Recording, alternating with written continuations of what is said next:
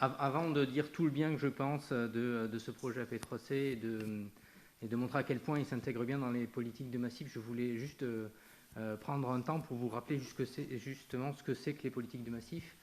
Donc on a la chance sur les territoires des 5 massifs français, grâce à la loi montagne de 85, en fait, d'avoir un vrai dispositif de différenciation, c'est-à-dire une vraie capacité à accompagner les initiatives de ce territoire et de les faire prospérer pour justement mettre en valeur et créer une dynamique dans ces territoires. On a 2 outils qui nous sont livrés par cette loi montagne. Un premier outil qui est le comité de massif, donc un véritable parlement de la montagne. C'est pour le Massif central, 89 membres qui sont représentatifs de toute la diversité des acteurs de la montagne et qui réfléchissent ensemble aux orientations qu'ils veulent donner au Massif central. Donc ça, c'est un premier outil déterminant parce qu'on écrit la stratégie, on écrit la politique. Et voilà. Deuxième outil, un outil financier. C'est essentiel pour pouvoir justement financer des projets comme celui-ci, des projets comme AP3C. Donc un outil financier partenarial qui réunit l'État avec deux antennes de l'État qui travaillent sur ce sujet-là, l'Agence nationale de la cohésion des territoires que je représente et la DRAF Auvergne-Rhône-Alpes qui pilote une coordination pour le ministère de l'Agriculture à l'échelle du Massif central. Les autres partenaires financiers, ce sont les 4 régions qui constituent le Massif central, donc Bourgogne-Franche-Comté, Auvergne-Rhône-Alpes, excusez-moi pour l'ordre, Occitanie et Nouvelle-Aquitaine, et ensuite les 22 départements du Massif central, je ne vous les citerai pas. Mais en tout cas, voilà. Donc cet outil financier, il nous permet d'accompagner des projets innovants, partenariaux, interrégionaux, avec un seul objectif, c'est de faire en sorte que les acteurs du territoire puissent toujours être en avance de phase. On verra qu'avec AP3C, on est vraiment armé en ce sens-là. Être en avance de phase, pourquoi ?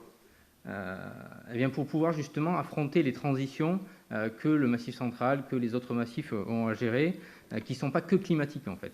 On voit qu'on a un environnement autour des massifs en termes d'attente des touristes, d'attente des consommateurs pour l'agriculture, qui sont fortes.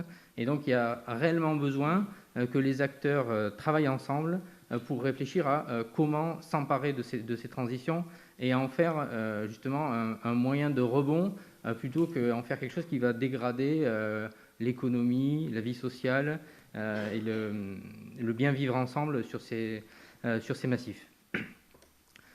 On est actuellement en train de finaliser avec le partenariat Massif central que je vous ai présenté le prochain outil financier dont j'ai parlé précédemment, le contrat de plan interrégional État-région pour la période 21-27.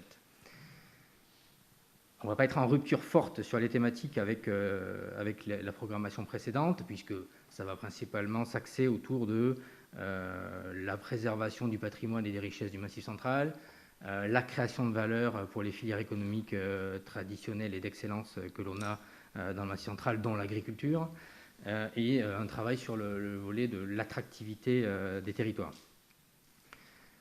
Mais malgré tout, il y a vraiment une volonté, et je crois qu'on est vraiment à une croisée des chemins très intéressante pour le Massif central, de saisir toutes les opportunités, l'alignement de planète qu'il peut y avoir autour du Massif central avec la prise de conscience qu'ont eu nos concitoyens dans le cadre de la crise sanitaire sur vivre dans un territoire urbain, est-ce que j'ai vraiment envie de continuer comme ça avec ce mode de vie, des prises de conscience sur l'enjeu de relocalisation de nos activités, qu'elles soient agricoles, qu'elles soient industrielles, y compris qu'elles soient touristiques, c'est-à-dire arrêter de partir au bout du monde et plutôt regarder sur notre territoire les atouts qu'il a et qui peut vraiment nous offrir une diversité touristique très importante. Et donc on a vraiment un enjeu, nous, avec ces politiques de massif, eh bien, d'aider justement l'ensemble des acteurs du territoire à capter ces opportunités pour faire du Massif central le territoire qui compte, en tout cas un territoire qui compte à la hauteur de l'amour que nous portons pour lui.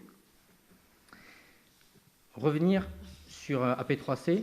Donc AP3C, c'est vraiment un projet qui s'inscrit parfaitement dans cet esprit des politiques de massif.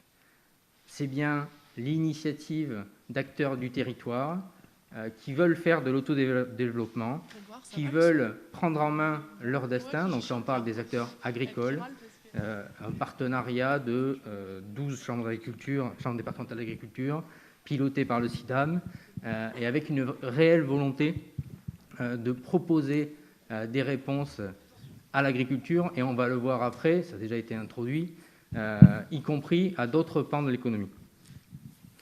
On est sur un projet qui est inscrit au long cours, hein, c'est-à-dire que, M. Touran l'a dit tout à l'heure en introduction, dès 2006, Vincent Caillez, que je tiens à remercier, hein, parce que c'est un acteur déterminant dans ce projet-là, dès 2006, Vincent Caillez, dans le département de la Creuse, posait les premières bases de simulation départementale sur ce sujet de l'évolution climatique et de l'impact que ça aura sur l'agriculture.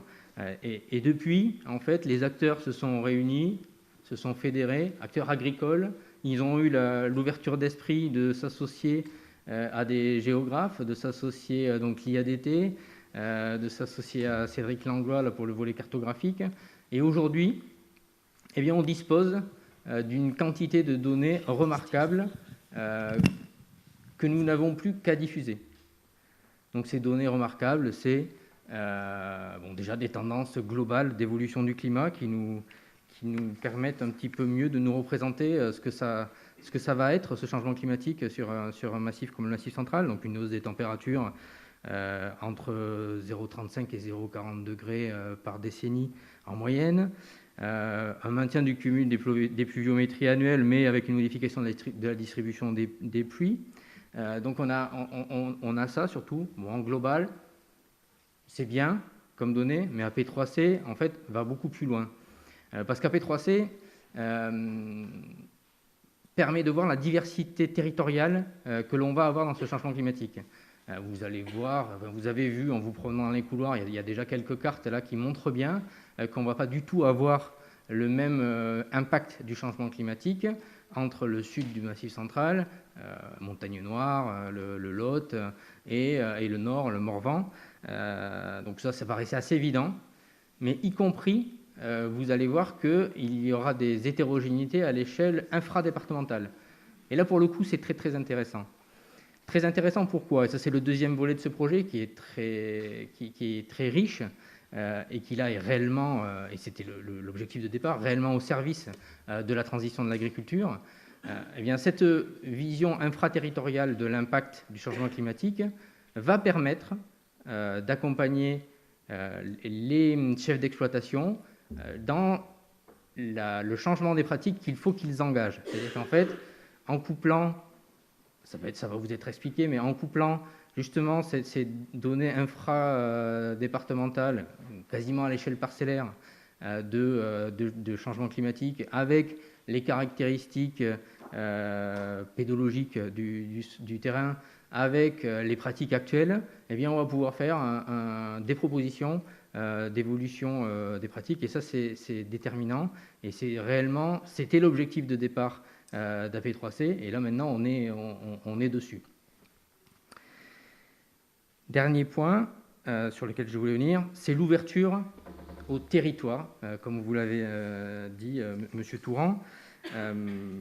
Moi, je suis tenté de dire l'ouverture aux autres domaines économiques du Massif central. Donc, c'est une réelle volonté de notre part, au niveau du commissariat de Massif, qu'on puisse faire bénéficier de cette connaissance très très fine et de cette expertise qui a été développée, je le dis, depuis 2006 au travers de Vincent Caillez, en faire profiter à tous les territoires, à tous les acteurs économiques qui se posent des questions de comment je dois adapter mon activité en fonction de ce changement climatique. Du coup, on a souhaité donc aller bien au-delà et d'inclure dans notre offre de services ANCT au territoire eh bien, la possibilité d'accompagner ces acteurs sur de la vision à l'échelle de leur territoire de ce qui va se passer d'un point de vue climatique en mobilisant Vincent Caillez. Et ça fait l'objet d'un récent dossier de financement avec des crédits du plan de relance qui a été validé avec le CIDAM.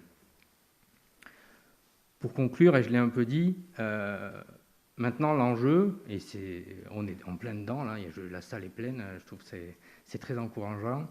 Très encourageant. Eh bien, l'enjeu, c'est de c'est de diffuser, c'est que en fait, ces résultats soient connus, c'est de construire les outils d'appropriation.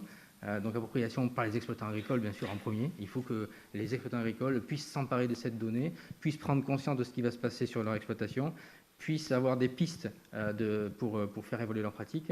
Et donc c'est vraiment ça, ce sur quoi nous allons travailler aujourd'hui. Et je m'en réjouis.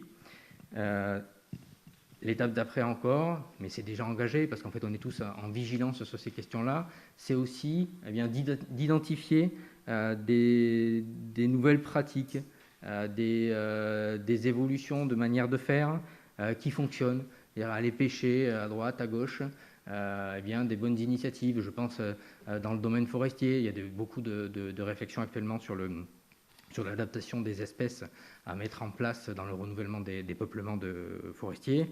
Il faut un peu observer ce qui se passe partout, bien faire fonctionner les réseaux, la diffusion de cette information, et ce sera là encore un moyen de compléter la puissance de cet outil que constitue le projet AP3C.